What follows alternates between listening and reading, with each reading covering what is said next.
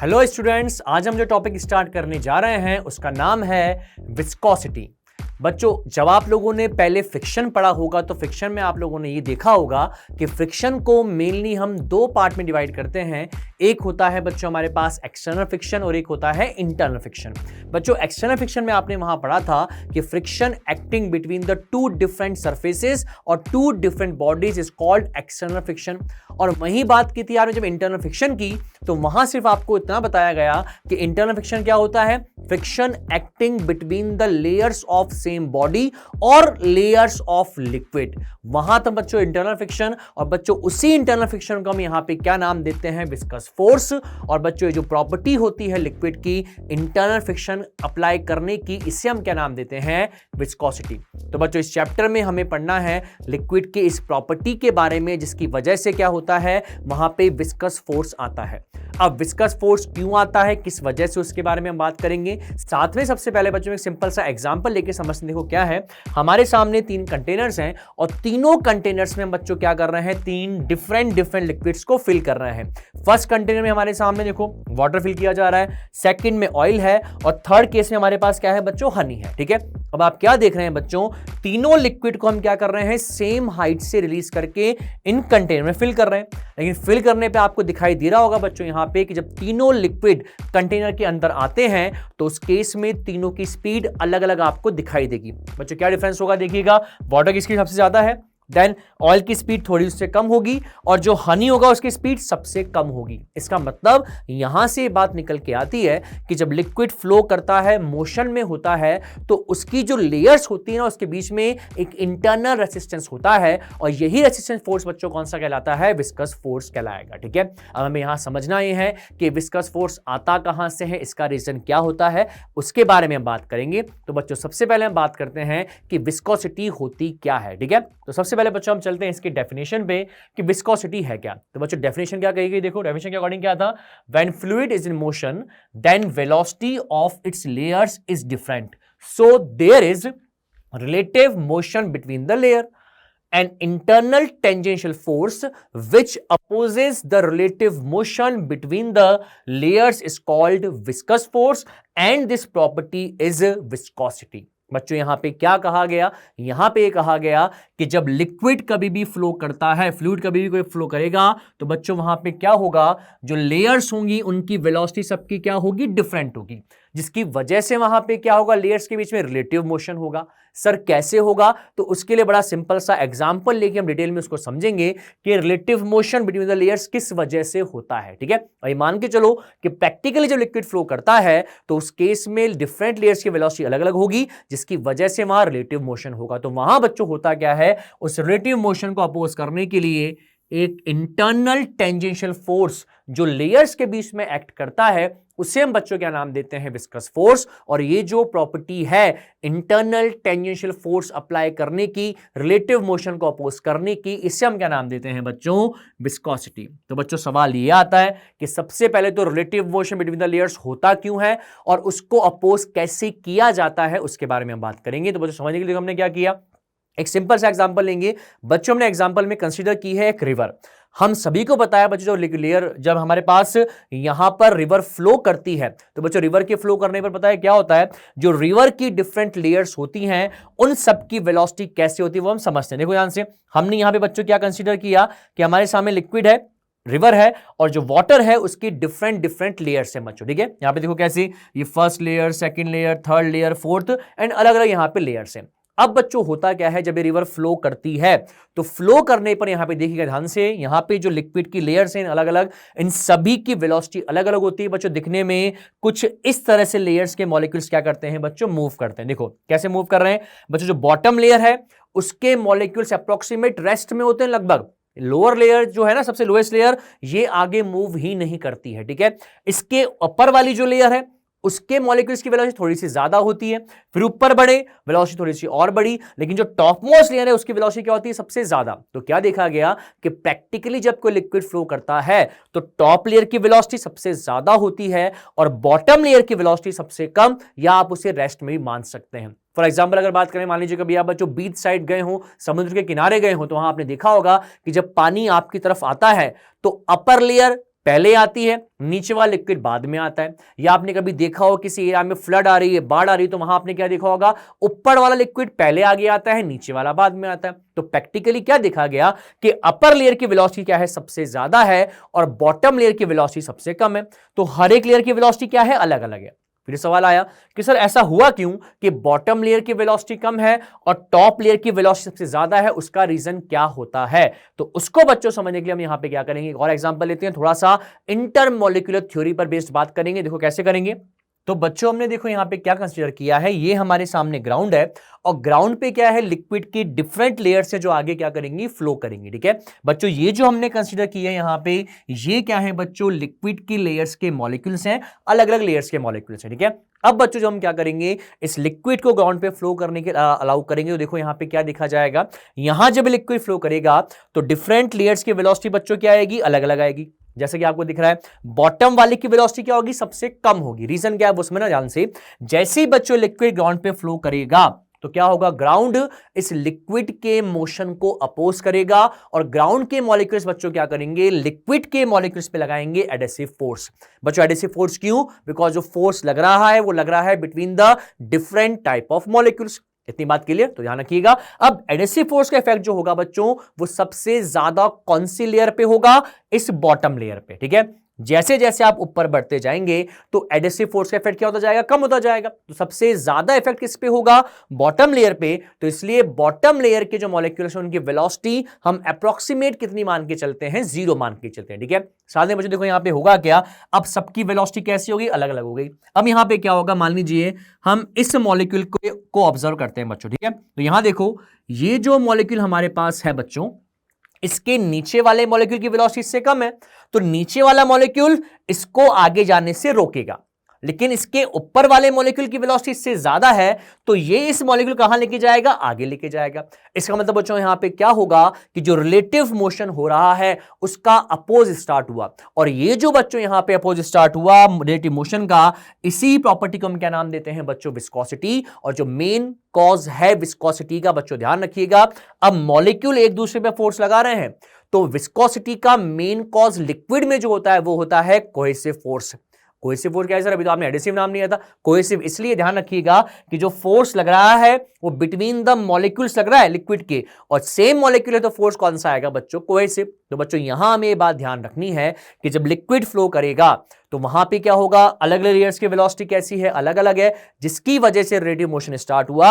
और relative motion को बच्चों यहां पे अपोज करने के लिए जो फोर्स यहां पे प्रोड्यूस हुआ वो कौन सा फोर्स है, विस्कस फोर्स। और ये प्रॉपर्टी बच्चों कौन सी कहलाती है, विस्कोसिटी। इतनी बात के लिए अब बच्चों अगर आपसे कहा जाए कि आपको यहां अलग अलग लेयर्स की क्या ड्रॉ करनी है, वेलोसिटी प्रोफाइल ड्रॉ करनी है लिक्विड की, तो आप कैसे ड्रॉ करोगे, देखना यहां दिख रहा है बॉटम लेयर की वेलोसिटी सबसे कम, ऊपर बढ़ते गए वेलोसिटी ज्यादा। देखो इसकी वेलोसिटी प्रोफाइल बच्चों कैसी आएगी, देखो बॉटम लेयर है उसकी वेलोसिटी अप्रोक्सीमेट रेस्ट में, ऊपर बढ़ते गए तो वेलोसिटी बच्चों यहां पे क्या हुई, कंटिन्यू बढ़ती गई बढ़ती गई बढ़ती गई। तो हमें यहां पे ध्यान रखना है कि बॉटम लेयर के मॉलिक्यूल की वेलोसिटी अप्रोक्सीमेट 0 और टॉप वाले की वेलोसिटी क्या होती है बच्चों, यहां पे सबसे ज्यादा मैक्सिमम होगी। ठीक है, तो ध्यान रखिएगा। मेन चीज बच्चों यहां से पूछी जाती है वो ये कि जो आपके पास विस्कस फोर्स है वो इंटरनल फ्रिक्शन है, लेयर्स के बीच में लगता है, और विस्कस फोर्स का मेन कॉज जो है बच्चों वो यहां पे क्या है, cohesive force acting between the molecules of liquid होता है। ठीक है बच्चों, यहां पे ध्यान रखिएगा। अब बढ़ते हैं हम इससे आगे, देखिए अब हमारे सामने नेक्स्ट पॉइंट आता है, दैट इज वेलोसिटी ग्रेडियंट। बच्चों आगे के टॉपिक को समझने के लिए हमें पढ़ना जरूरी है कि वेलोसिटी ग्रेडियंट क्या होता है। बच्चों ग्रेडियंट हम आप लोगों ने पहले भी सुना होगा। ग्रेडियंट का मतलब होता है जब हम चेंज निकालते हैं विद रेस्पेक्ट टू डिस्टेंस और विद रेस्पेक्ट टू लेंथ, तो वहां हम क्या डिफाइन करते हैं, टर्म ग्रेडियंट।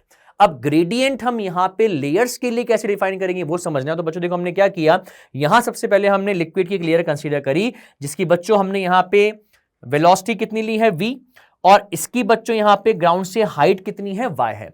इसी तरह बच्चों हमने यहां पे क्या किया, लिक्विड की एक लेयर और कंसीडर करी है और उसकी वेलोसिटी बच्चों कितनी है, v प्लस डेल्टा v ली, और इसकी बच्चों यहां से ग्राउंड से हाइट कितनी है, y प्लस डेल्टा y। तो अब अगर आपसे कहा जाए कि यहां पे क्या हो रहा है बच्चों, विद रेस्पेक्ट टू डिस्टेंस, आप जैसे से ग्राउंड से हाइट पे जाएंगे डिस्टेंस के रेस्पेक्ट में यहां पे क्या होगा, वेलोसिटी में चेंज होगा। अपर लेयर की वेलोसिटी ज्यादा है, लोअर वाले की यहां पे क्या है, कम। तो यहां हम डिफाइन करते हैं वेलोसिटी ग्रेडियंट। कैसे डिफाइन करेंगे बच्चों, यहां डिफाइन किया कि velocity gradient the rate of change of velocity with distance perpendicular to the direction of flow is called velocity gradient। इसका मतलब क्या है कि velocity में डिफरेंस है बच्चों यहां पे, तो यहां velocity gradient को का मैथमेटिकल फॉर्मूला क्या लिखा जाता है, delta v upon delta Y.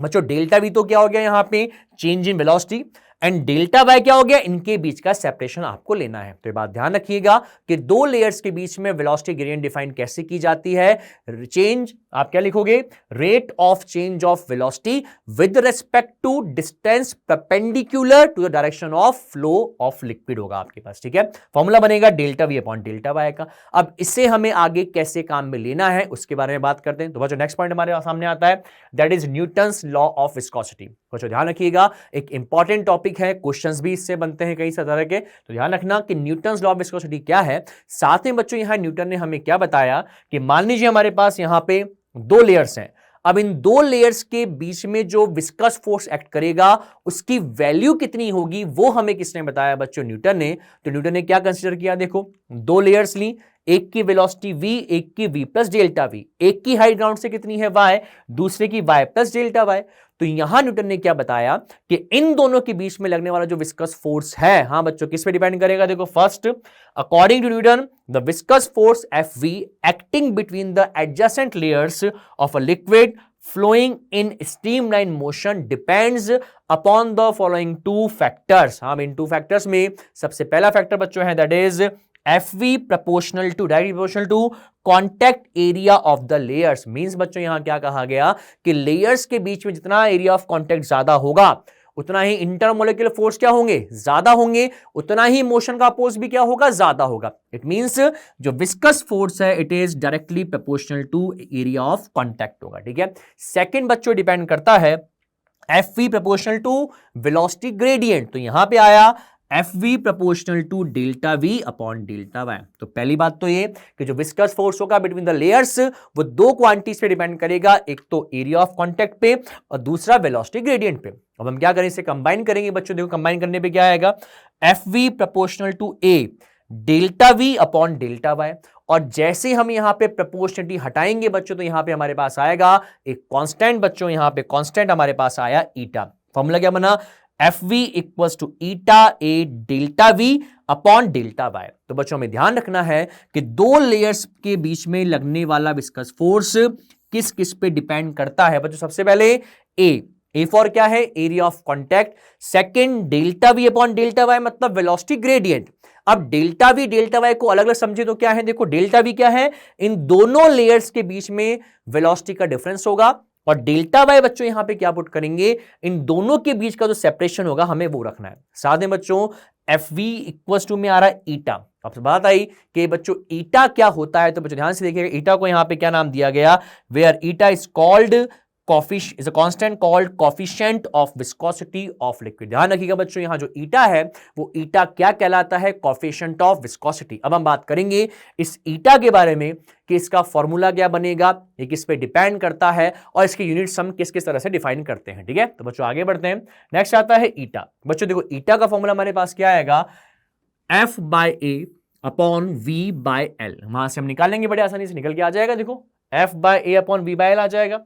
साथ में बच्चों किस पे डिपेंड करेगा, it depends on nature of fluid. बच्चों किस पे डिपेंड करेगा, ये नेचर ऑफ फ्लूइड पे। ध्यान रखिएगा ईटा किसकी प्रॉपर्टी है बच्चों, फ्लूइड की। अगर आपसे कहा जाए वाटर है, मर्क्यूरी है, ग्लिसरीन है, ऑयल है, हनी है, इन सब के लिए बच्चों ईटा की वैल्यू प्री डिफाइन होती है। तो ईटा जो है वो किस पे डिपेंड करता है, नेचर ऑफ फ्लूइड पे डिपेंड करेगा, पहली बात, ठीक है। सेकेंड बच्चों इसकी यूनिट जो आती है, देखो सबसे पहले हम बात करेंगे इन एसआई यूनिट्स। देखो क्या आएगा हमारे पास, यहां है फोर्स अपॉन एरिया। बच्चों फोर्स को हम लिख सकते हैं न्यूटन, एरिया है मीटर स्क्वायर में आ जाएगा।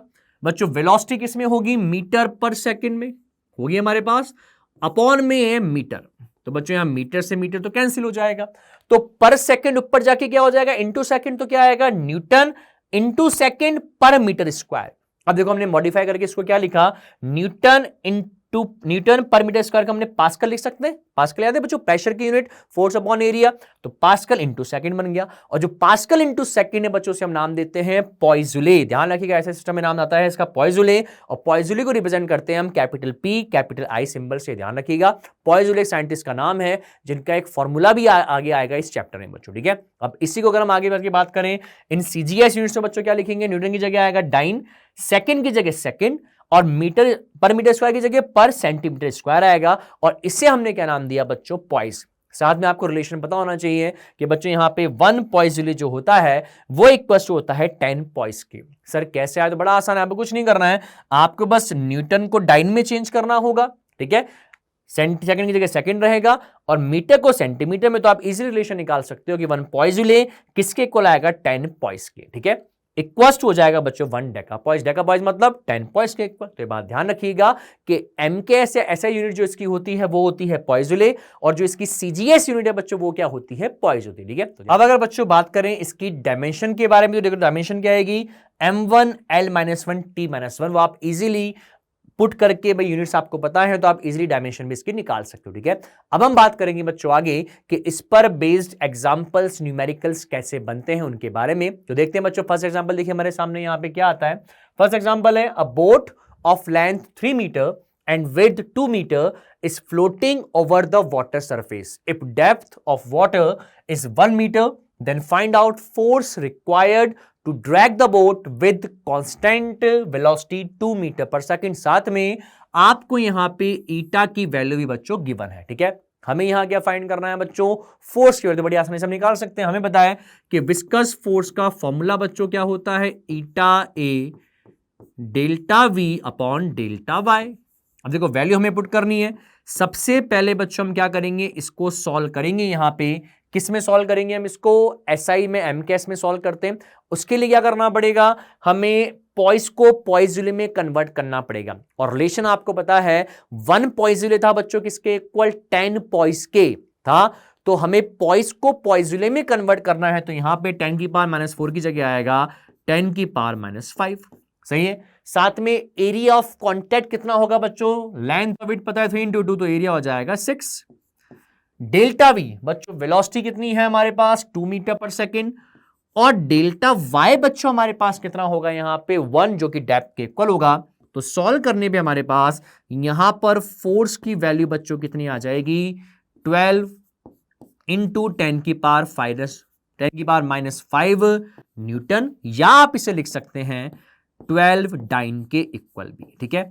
अब बच्चों यहां जो सवाल उठता है वो ये कि क्या क्वेश्चन में विस्कस फोर्स आपसे पूछा गया था, क्या नहीं पूछा गया, लेकिन आपने निकाल दिया विस्कस फोर्स। तो विस्कस फोर्स क्यों निकाला, तो उसका रीजन क्या है, उसको समझने के लिए हम इस एग्जांपल को एक बार प्रैक्टिकली समझते हैं कि ये होता कैसे है और फोर्स विस्कस क्यों निकाल देंगे। तो देखो सिचुएशन हमारे सामने क्या है कि ये हमारे पास बच्चों क्या है, एक रिवर है, और इसकी डेप्थ बच्चों हमें यहां पे गिवन है कि इसकी डेप्थ हमें कितना गिवन है, 1 मीटर गिवन है, ठीक है। साथ में बच्चों क्या है, एक बोट यहां पे फ्लोट कर रही है, और जो बोट यहां पे फ्लोट कर रही है हमें क्या करना है, इस बोट को बच्चों क्या करना है, ड्रैग करना है। हाँ बच्चों, इसे हमें ड्रैग करना है, तो आगे ले जाने के लिए फोर्स लगाना पड़ेगा, और ड्रैग करने के लिए वेलोसिटी कितनी रखनी है, 2 मीटर पर सेकेंड रखनी है, ठीक है। अब बच्चों देखो ध्यान से, होगा क्या, जैसे हम इसको ड्रैग करके आगे ले जाना चाहेंगे, तो आगे ले जाने पर बच्चों यहां पे क्या होगा आपको पता है, जैसे आप इसको आगे ड्रैग करेंगे तो इसकी वजह से बच्चों क्या होगा, जो लिक्विड की टॉप लेयर है वो कहां जाना चाहेगी, आगे, लेकिन बॉटम लेयर क्या करेगी, उसके मोशन को अपोज करेगी। देखो यहां पे होगा क्या, ये बोर्ड यहां से मूव करके आगे करेगी मूव, तो देखो होगा क्या, अपर वाले मॉलिक्यूल्स की वेलोसिटी सबसे ज्यादा, फिर देन उसके नीचे वाली कम, उसके नीचे गए और कम। तो यहां हुआ क्या बच्चों, बोट के मोशन की वजह से यहां पे रिलेटिव मोशन स्टार्ट हुआ, किसके बीच में, between the layers of liquid. और यहां पे होगा क्या, आपको बोट को ड्रैग करने के लिए जो आगे फोर्स लगाना पड़ेगा, दैट फोर्स जो होगा वो किसके इक्वल रखना पड़ेगा, विस्कस फोर्स के इक्वल रखना पड़ेगा। ध्यान रखिएगा, यहां होगा क्या, जब बोट आगे जाएगी तो टॉप लेयर बोट के साथ कहां जाना चाहेगी, आगे, लेकिन उसके नीचे वाली लेयर उसके मोशन को अपोज करना चाहेगी, ठीक है। और साथ में देखो आपने जो वैल्यू पुट करी बच्चों यहां पे, विस्कस फोर्स फॉर्मूला था eta A delta V upon delta Y, ठीक है। अब देखो यहां पे जो आपने वैल्यू पुट करी ना बच्चों, वैल्यू किस तरह से आपको यहां पे पुट करनी है वो भी हमें ध्यान रखना है। ईटा पता है, एरिया हो जाएगा बच्चों। यहां पे डेल्टा वी का मतलब आपको याद है क्या था? डिफरेंस इन वेलोसिटी, जिनके बीच में हम फोर्स निकाल रहे हैं। तो यहां हमने डेल्टा वी कितना लिया बच्चों? 2 मीटर पर सेकेंड। इसका मतलब हमने यहां पे क्या किया? टॉप लेयर की वेलोसिटी तो ली बॉडी की बराबर, बोट की बराबर, और बॉटम लेयर की वेलोसिटी हमने कितनी ली बच्चों? 0, जैसा कि हम मान के चलते हैं। साथ में डेल्टा वी के डेल्टा वाई क्या होगा बच्चों? यहां पे इनके बीच का separation means depth of lake. तो बच्चों ध्यान रखिएगा कि विस्कस फोर्स जब आप निकाल रहे हैं तो उसे कैसे कैलकुलेट करना है ये हमें पता होना चाहिए।